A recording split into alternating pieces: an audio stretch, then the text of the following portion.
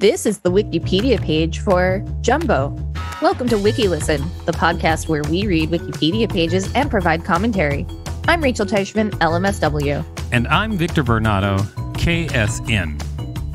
I'm really excited for this article because it shows that Dumbo the elephant died at age 24 and I'm age 24. And so I have a spiritual connection with this elephant. Great. Maybe, you'll die this year. I don't know what you want. Only if you're lucky. All right. I just don't know how to react to the spiritual connection with the elephant. That's okay. Dumbo, about December 25th, 1860 through September 15th, 1885, also known as Dumbo the elephant and Dumbo the circus elephant, was a 19th century male African bush elephant born in Sudan. Dumbo was exported to Jardin des Plantes, a zoo in Paris, and then transferred in 1865 to London Zoo in England. Despite public protest, Dumbo was sold to P.T. Barnum, who took him to the United States for exhibition in March 1882. The giant elephant's name spawned the common word jumbo, meaning large in size. Examples of his lexical impact are phrases like jumbo jet, jumbo shrimp, jumbo marshmallows, and jumbotron. Jumbo's shoulder height has been estimated to have been 3.23 meters, 10 feet 7 inches at the time of his death, and was claimed to be about 4 meters, 13 feet 1 inches by Barnum. So Barnum just exaggerated. Yeah, Barnum was really big on exaggerating sizes. This elephant can reach the moon. But that's fascinating, though, that the word jumbo comes from Dumbo the elephant. That's why I picked this article. It's interesting, right? Good job. Thanks. History. Dumbo was born around December 25th, 1860 in Sudan. And after his mother was killed by hunters, Bambi, no, the infant Dumbo was captured by Sudanese elephant hunter Taher Sharif and German big game hunter Johann Schmidt. The calf was sold to Lorenzo Casanova, an Italian animal dealer and explorer. Casanova transported the animals that he had brought from Sudan north to Suez, and then across the Mediterranean Sea to Trieste.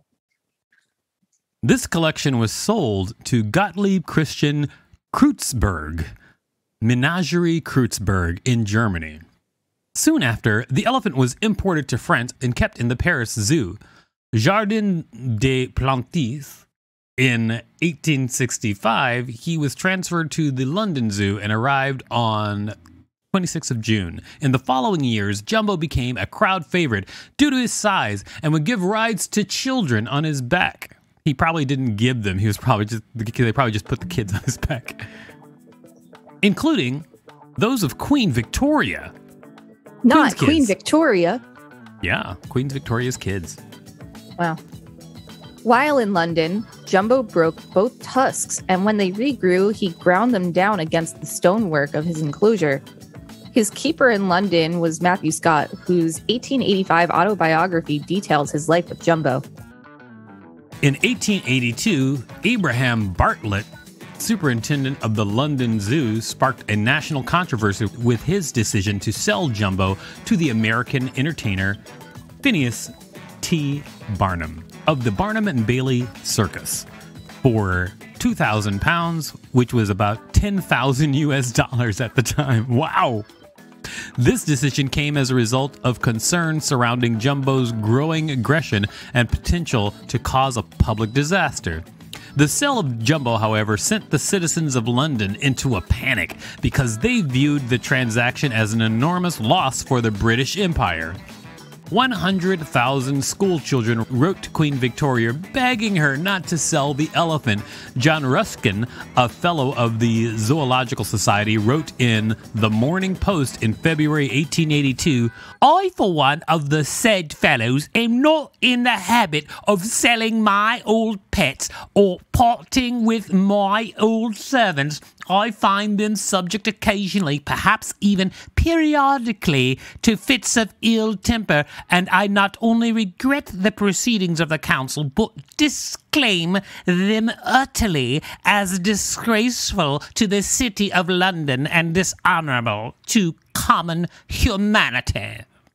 Despite a lawsuit against the Zoological Gardens alleging the sale was in violation of multiple zoo bylaws and the zoo's attempt to renege on the sale, the court upheld the sale. Matthew Scott elected to go with Jumbo to the United States. The London-based newspaper, the Daily Telegraph, begged Barnum to lay down terms on which he would return Jumbo. However, no such terms existed in the eyes of Barnum. He's like, nah, dude. There's a sucker born every minute. P.T. Barnum. In New York, Barnum exhibited Jumbo at Madison Square Garden, earning enough in 3 weeks from the enormous crowds to recoup the money he spent to buy the animal. In the 31-week season, the circus earned $1.75 million, largely due to its star attraction. On May 17, 1884, Jumbo was one of Barnum's 21 elephants that crossed the Brooklyn Bridge to prove that it was safe after 12 people died during a stampede caused by mass panic over collapse fears a year earlier. Death. Jumbo died at a railway classification yard in St. Thomas, Ontario, Canada on September 15, 1885. In those days, the circus crisscrossed North America by train. St. Thomas was a perfect location for a circus because many rail lines converged there. Jumbo and the other animals had finished their performances that night. As they were being led to their boxcar, a train came down the track. Jumbo was hit and mortally wounded, dying within minutes. What? Yikes. Poor Jumbo. I'm upset. That's P.T. Barnum mistreated that animal. Barnum told the story that Tom Thumb, a young circus elephant, was walking on the railroad tracks and Jumbo was attempting to lead him to safety. Barnum just made up a story. Sounds like something he would do. Barnum claimed that the locomotive hit and killed Tom Thumb before it derailed and hit Jumbo, and other witnesses supported Barnum's account. According to newspapers, the freight train hit Jumbo directly, killing him, while Tom Thumb suffered a broken leg. So this Tom Thumb guy was a real person. A real elephant, actually. Oh. You just read it, you said. I read it. Yeah, you read. Barnum told the story that Tom Thumb, right. a young circus elephant. You're right. I read it and I couldn't accept that. Many metallic objects were found in the elephant's stomach, including English pennies, keys, rivets, and a police whistle. Ever the showman, Barnum had portions of his star attraction separated to have multiple sites attracting curious spectators. After touring with Barnum's circus, the skeleton was donated to the American Museum of Natural History in New York City, where it remains. The elephant's heart was sold to Cornell University. Jumbo's hide was stuffed by William J. Critchley and Carl Akeley, both of Ward's Natural Science, who stretched it during the mounting process. The mounted specimen traveled with Barnum's circus for 2 years. Barnum really got his money's worth. Yeah. Jeez. Barnum eventually donated the stuffed Jumbo to Tufts University, where it was displayed at P.T. Barnum Hall there for many years. The hide was destroyed in a fire in April 1975.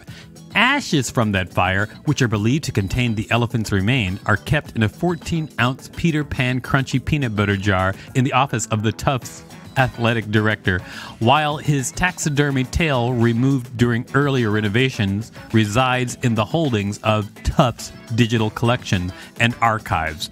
Jumbo is the Tufts University mascot.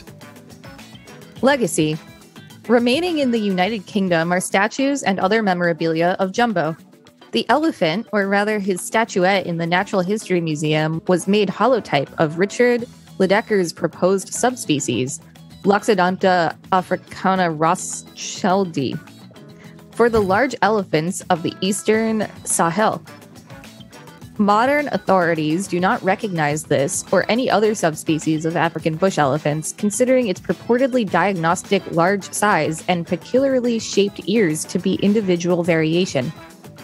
While Jumbo's hide resides at Tufts P.T. Barnum Hall, a superstition held that dropping a coin into a nostril of the trunk would bring good luck on an examination or sports event. Although the hide was destroyed by a major fire, Jumbo remains the mascot of Tufts, and representations of the elephant are featured prominently throughout the campus. A life-size statue of the elephant was erected in 1985 in St. Thomas, Ontario, to commemorate the centennial of the elephant's death. It is located on Talbot Street on the west side of the city. In 2006, the Jumbo statue was inducted into the North America Railway Hall of Fame in the category of Railway Art Forms and Events as having local significance. St. Thomas's Railway City Brewery sells an IPA beer named Dead Elephant. Yummy. Great idea, guys. Jumbo was the inspiration of the nickname of the 19th century Jumbo Water Tower in the town of Colchester in Essex, England. Jumbo is referenced by a plaque outside the old Liberal Hall, now a Wetherspoons pub in Crediton, United Kingdom. Lucy the Elephant, a 6-story structure in Margate City, New Jersey, was modeled after Jumbo, built by James V. Lafferty in 1881. Lucy is the oldest surviving roadside tourist attraction in America and a National Historic Landmark. Lafferty also made other Jumbo-shaped structures, including Elephantine Colossus on Coney Island. Jumbo has been lionized on a series of sheet music covers from roughly 1882 through 1883. The 4-color lithograph of Jumbo was created by Alfred Concannon of England with the music title Why Part with Jumbo, a song by the Lion Comique of Victorian British music halls G.H. McDermott. It pictured children's zoo visitors riding somewhat precariously on Jumbo's back. Multiple American lithographic music covers were done, including by J.H. Bufford's sons. Canadian folk singer James Gordon wrote the song Jumbo's Last Ride, which recounts the story of Jumbo's life and death. It is on his 1999 CD, Pipe Street Dreams. Canadian professional ice hockey player Joe Thornton, born 1979 from St. Thomas, Ontario, nicknamed Jumbo Joe as an homage to Jumbo. The 1941 animated film Dumbo, released by Walt Disney Animation Studios, was inspired by the story of Jumbo and is regarded as one of the greatest animated films of all time. Despite the film being fictional, many people have speculated that Jumbo might have been the title character's father. Examination of Jumbo's skeleton. Great. Sorry. This poor animal died, and then its body parts were then put on display, and then they burned down in a fire, and then the ashes were put like in a thing that's kept on display at the Tufts place. So I'm just like...